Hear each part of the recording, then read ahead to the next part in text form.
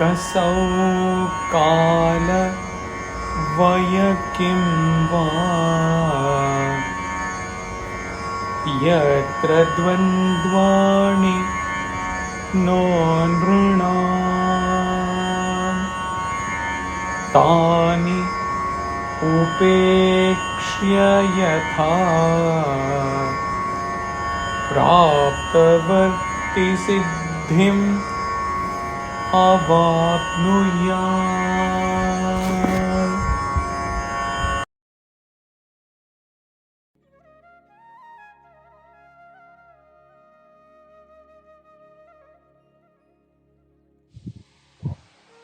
What is that time or that age in which the pairs of opposites do not exist for man?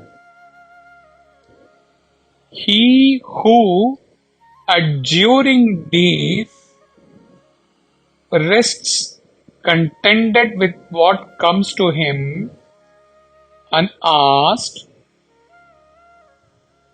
reaches perfection.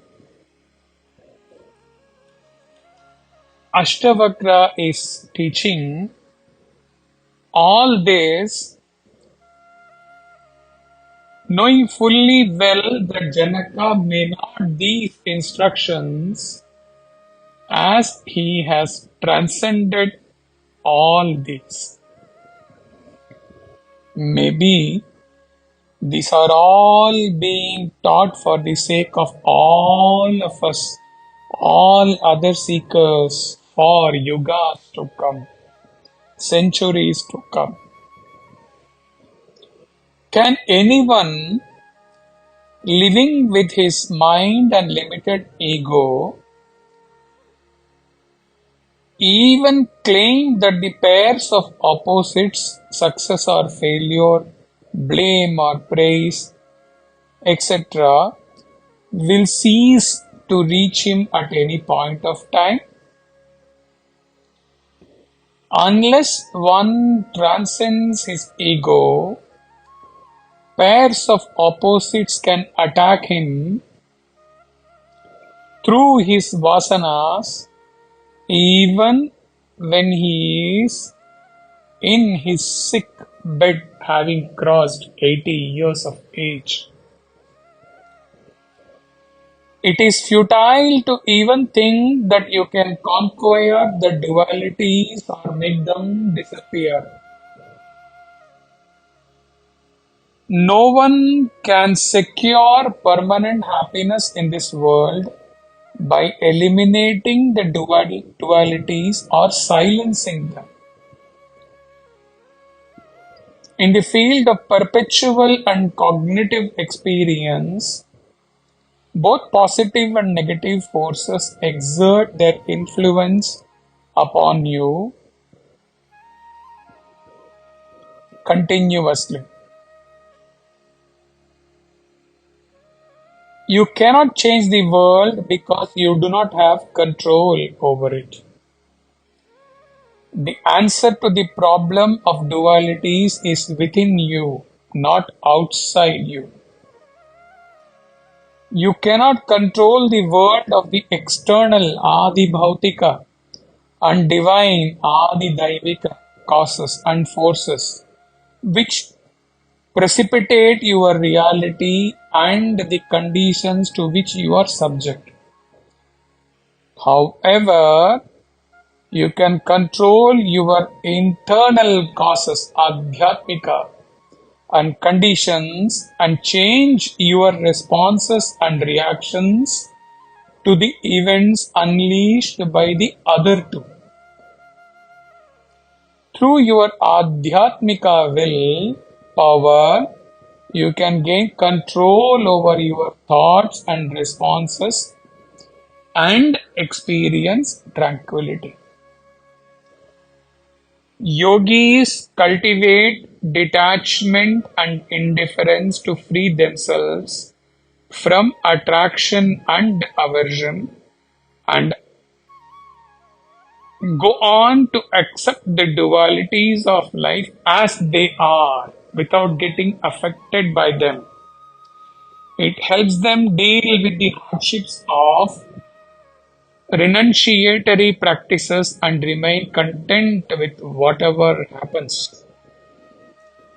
Seeing the dualities as the play of Maya, knowing that attraction and aversion to them are the source of suffering, desires and attachments, they can control over their minds and bodies and remain satisfied within themselves. Amidst even turbulent life of difficulties, it is the best possible solution in any spiritual tradition to gain control over the dualities and strengthen the will to persevere rather than trying to eradicate them. A man of wisdom rests with contentment upon renouncing all pairs of opposites with no passion for any of them. In case one is yet to realize self, the only option is to detach oneself from the mind. Detach from mind, be at rest, and just accept whatever comes to you, says Ashtavakra. In self-realization, nothing is gained or lost. The verse talks about reaching perfection. So in this context, it is said, there is nothing new gained or nothing lost in realizing self. The self never undergoes any transformation. It is eternally perfect, pure, and complete in all respects. Therefore, self-realization is what it is, a realization or a sudden remembrance of who you truly are. It is the original state of every being, which remains overshadowed by the non-self, not self.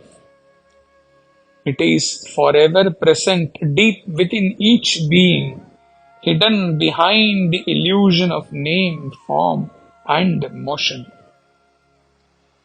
When the not-self disappears or is dissolved, one instantly rediscovers it and returns to it. Let us see what Chinmaya has to say in his commentary.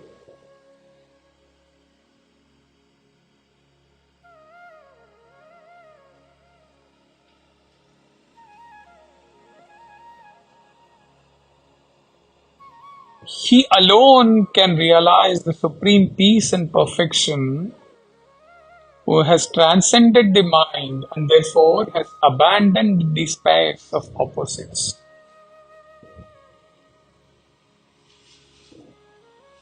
A verse from Mahopanishad says, "Drunk in the nectar of cheerfulness, those peaceful men who have reached the sense of contentment, ever reveling in the self, are the saintly ones who have already reached that great state."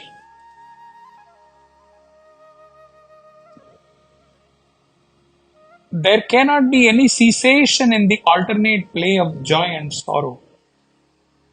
The pairs of opposites represent the two poles of the same factor.